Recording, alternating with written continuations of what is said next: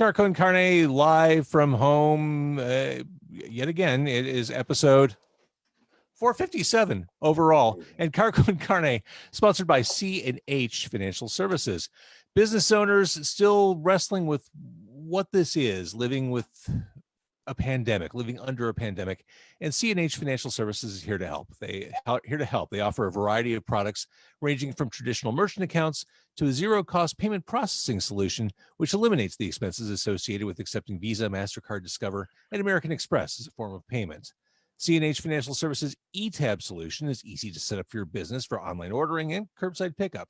C&H also offers cost-effective commercial lending programs, which can help get your business the money it needs to make it through these unprecedented, ridiculous times.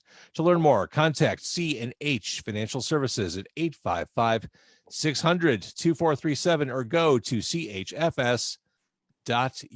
My guest tonight, I've known this dude forever. He is Jason Batchko. He is a drummer without peer. Well, maybe some peer, but he's really, really good. A local stalwart musician. And tonight we're going to talk specifically about this. The album is I'm So Happy You Called. This is a newly released version of something that you created in the 90s. So you can explain the elevator pitch probably better than me, but I'll try. Telemarketers blowing up our phones in the 90s. Right. You decided to exact your own brand of revenge on telemarketers by just flat out fucking with them and recording the results. Right. To some degree. Yes. That's if, as you said, we would get calls every day. Do you remember? Oh, I do. Here's the thing. I think it's worse now, but I also think it's not telemarketers. I think it's just scammers blowing up the phones. I was just going to say it's much darker. Yes. Like back in the day, it was people, earning a living. It was people from insurance companies and insurance. And if you listen to the record, pagers and the Chicago Tribune, and you didn't feel like you were getting scammed. You were just getting bothered all the time. And we'd get calls, multiple calls a day. But I was going to say, I wasn't really, I never thought of it as being taking revenge on them, because I kind of really just wanted to entertain them and myself at the same time. Like, I never really wanted to be, I was never trying to be mean-spirited. I mean, I was goofing with them, and you were completely goofing with them. Yeah, and trying to keep them. Maybe it wasn't vengeful, but it was just. Yeah, but it was. But I knew that they were working, so like I didn't want to. Well, that was really one of my first questions. Was not necessarily the ethics, but these were people doing their jobs. How much of a dick move was this in hindsight, doing this to people who are just trying to earn a living? Well, I don't think it was too bad, because my thought was, I was kind of hoping that they, after they got off the phone, they would go home or tell their friends about the insane person that they talked to on the other end of the line. So I want to get to the point where you decided to make this into an album, but while we're on topic, the things you do when these people call, you have weird speech impediments and affectations that you play up on these calls. It's just insane vocal tics and weird things that you just pass off. And they have to keep talking around this. Early on side A, if you're following along on the vinyl, which, by the way, this looks like a fantastic old school comedy album. I love the way Pravda and you made this look. It's awesome. They did a great, everyone that worked on it. Yeah. From that original photo, as a side note, we did that in, I think, 2000. Jim Newberry took the photo. A great local photographer. One of the greats, yeah. Well, right at the beginning of side A, there's a bit you do. It's not even a bit. It's just a response to a telemarketing call where you explain to the telemarketer that you just learned in the voice of a woman that you're Jewish. Yeah. And I swear to God, Jason, it's the most uncomfortable thing to listen to on the album. And you make her say it with you. I'm Jewish. And it's some people's, it's their favorite one. Many, actually. Oh yeah, it's in the single position on the Right. A side. And then there's And another they're all memorable, but there's another really yeah, memorable one which where one? someone's trying to sell you accidental death insurance That's with the ticks. Yeah, with the ticks, and you're trying to negotiate this thinking I'll be rich, but how's this going to work if I'm dead? yeah. And it's this back and forth, and she has to explain to you, but sir, you'll be dead. And it's fantastic. At what point did you start messing with people, or did you decide I'm going to start recording this, and anyone who calls me is fair game? I'm going to do this. Well, I was living, I was in Bucktown, I guess, and I was living with Tom Sedone, who you know, a fellow musician. So we were roommates, and he had this, an answering machine, which I guess we all had. Sure. That's how you got your messages back then, with a little micro cassette recorder. Uh-huh. And his had a, You mean one of these? explains, There's a yeah, micro there cassette it tape is. on the back cover. Yeah. That's one of them. And his head is he wrote the liner notes. He wrote the recollections on the back. So his had a recording button where you could record the conversation. Sure. And I remember some of them could do that, or maybe they all could do it, but they would beep every 30 seconds to let the other person know that it was Right. As required by law, you need to let the person know. right. But his didn't. Ha! So I had strange hours back then, as I still do. But Well, yeah, you're a musician. yeah, I don't and think of you as a 9 to 5er. it never was. No, I worked, but it was not 9 to 5. Right. But Tom had a gig during the day, so I was home, and he had already lived there, and the phone bill was in his name. So that's why if you listen to this, most of the time they're asking for Mr. or Mrs. Sedone, and that when they would do that, that's when I knew it was a telemarketer Right. calling. Or that's when you knew it was go time. It was go time, and I think I just started it.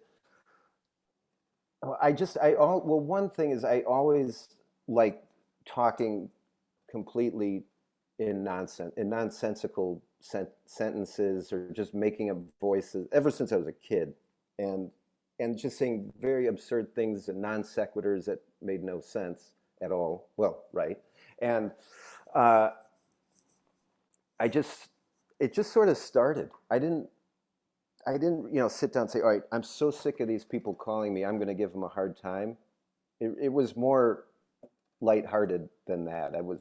Oh, wait a minute, these people have to stay on the phone with me. I can say anything I want and get them engaged and see what happens. Does that make sense? It does. Did you plan any of your characters or directions in advance? Like next time someone calls, I'm going to do this voice, or I'm going to answer like this person. Yes, not days in advance, but sometime, maybe in the shower, I'll like, all right, if they call, I'm going to try this one out.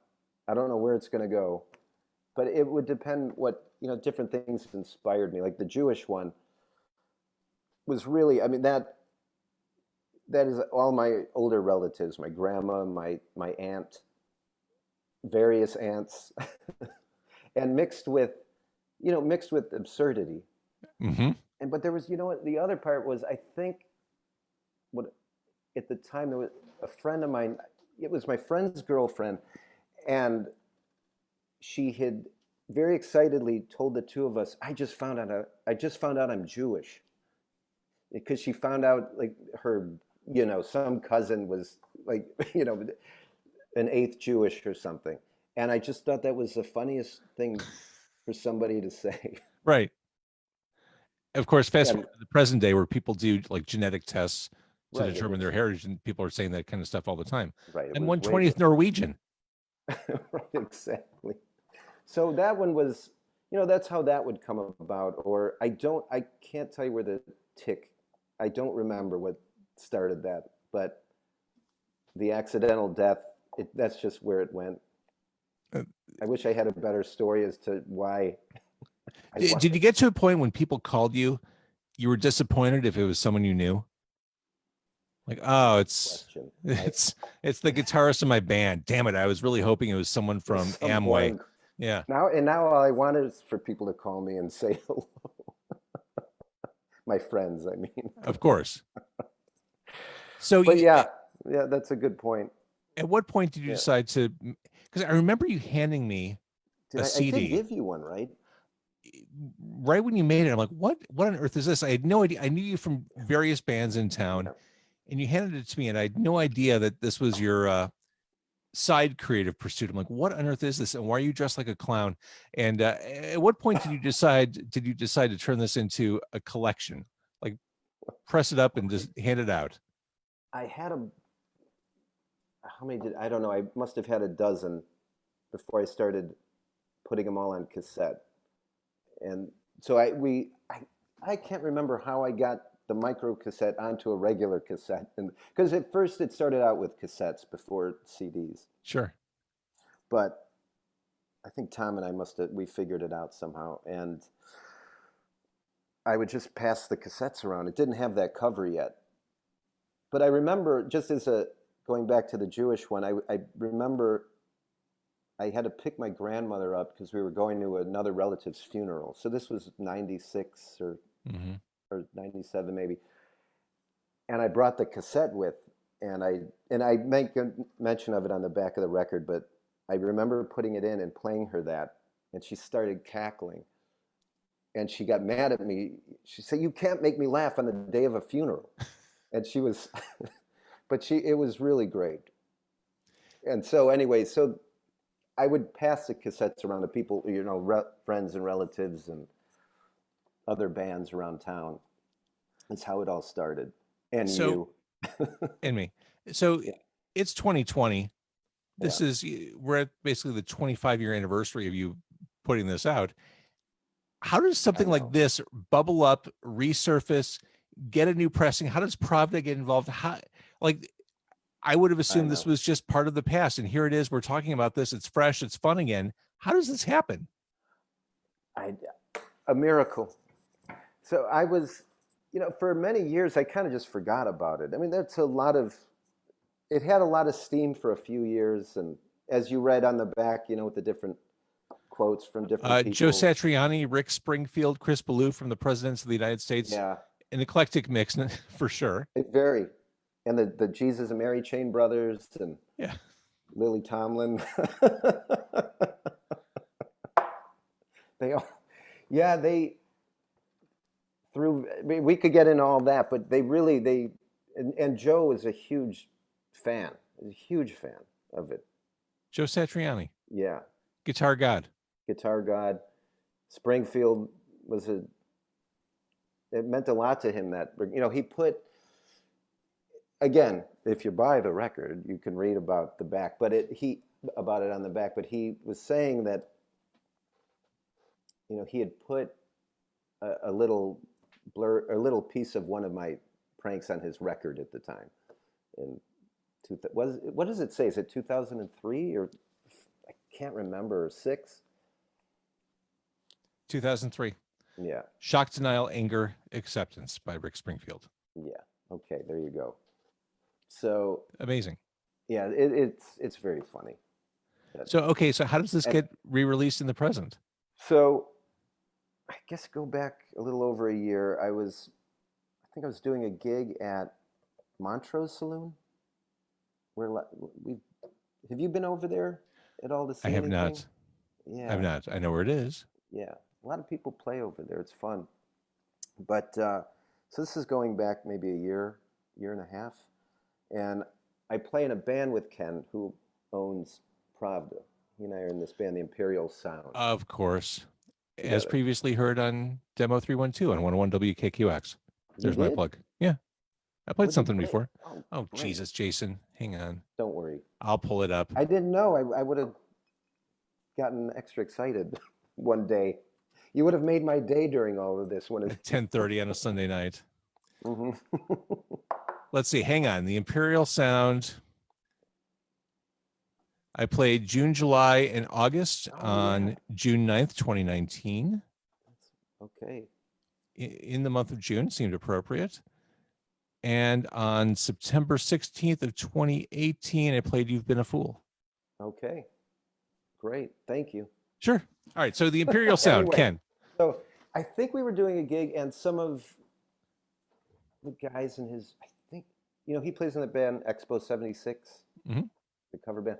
And I think somebody posted one of the I'm Jewish one, I think, on Facebook. And one of them heard it, and they started asking me about it. And Ken was there, and he had never heard about it. I think I'm remembering it right. And he said, "Oh, sounds great. We should put this on vinyl." And he said it, he's very, as a matter of fact. And I was thinking, yes, finally. That's amazing. Yeah.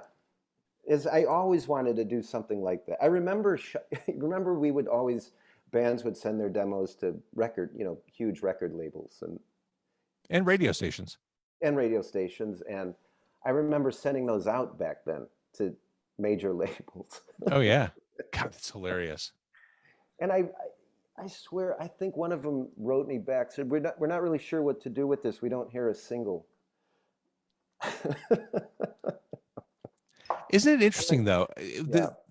Once you kind of let go and you stop working it, stop chasing it, it just kind of circles back around and connects. And in the most, organic way. Yes. Time, just, I didn't even think he was serious, but I was thinking, I think he might be serious.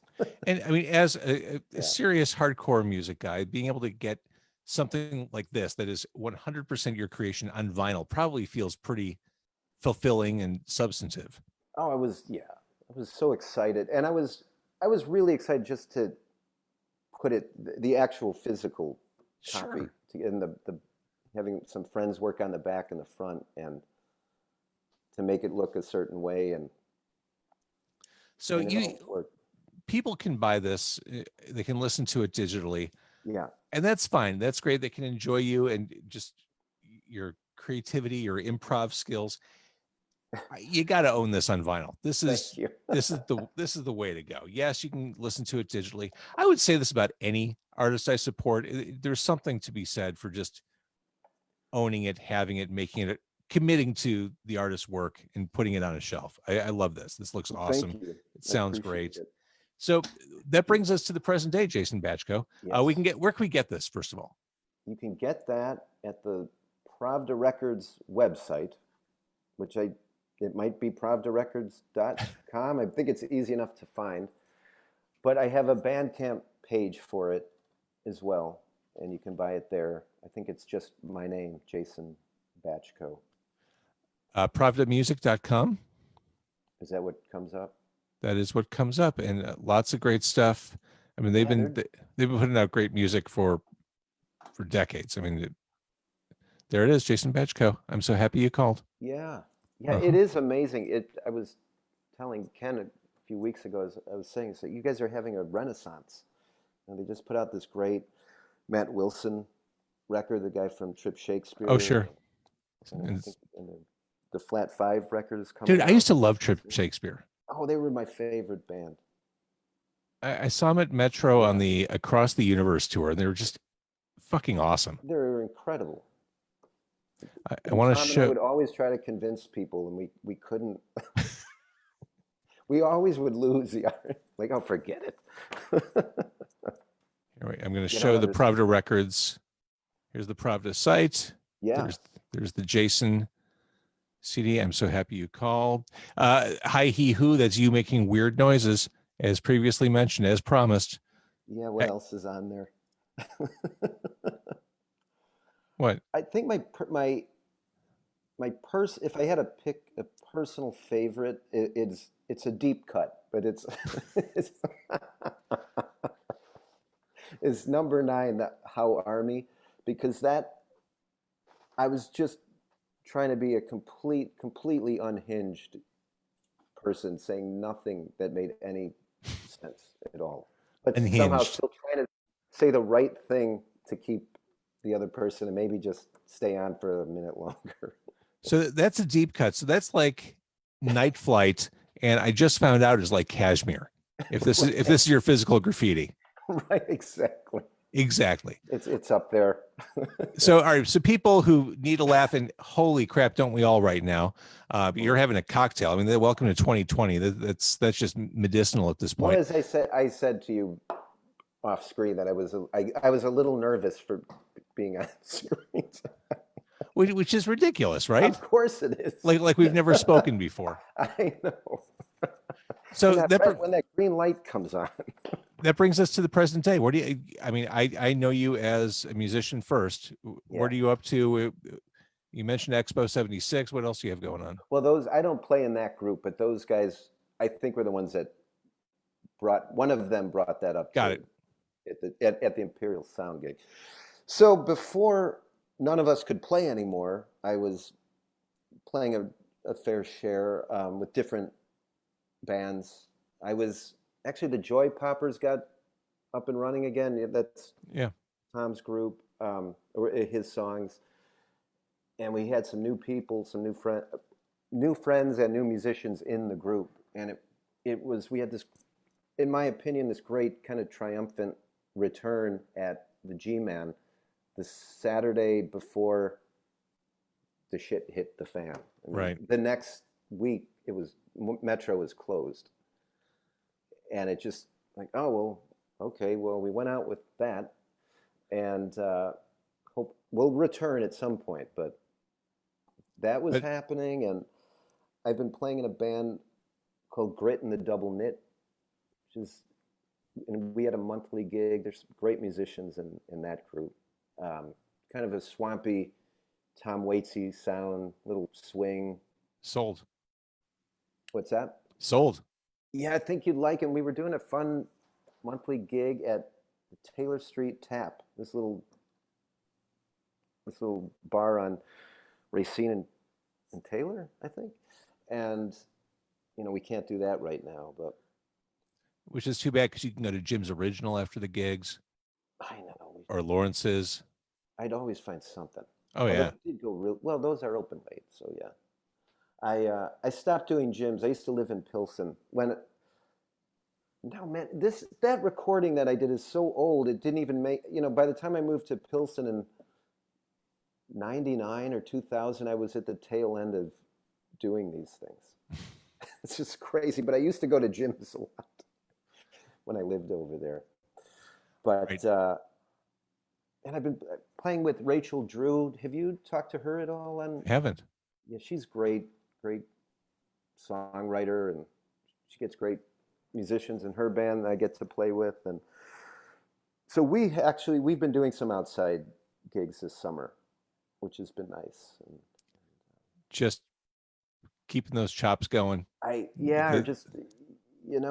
practicing, and I've been recording, and I put up some older recordings on Bandcamp. I finally got around to doing, and I did a new-ish recording, an avant-garde, I guess you'd call it, jazz freak-out duo with a saxophone player friend of mine, where we just go insane for about 20 minutes.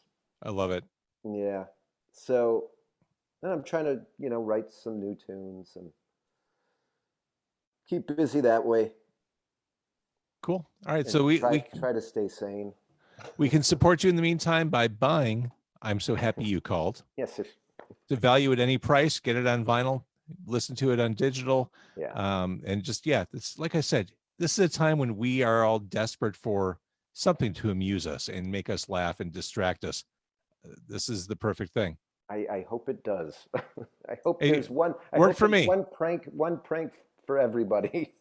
I think there is. All right. I'm going to kill the Facebook Live. Thank you, everybody, for watching there. Thank you, Jason Batchko. Thank you.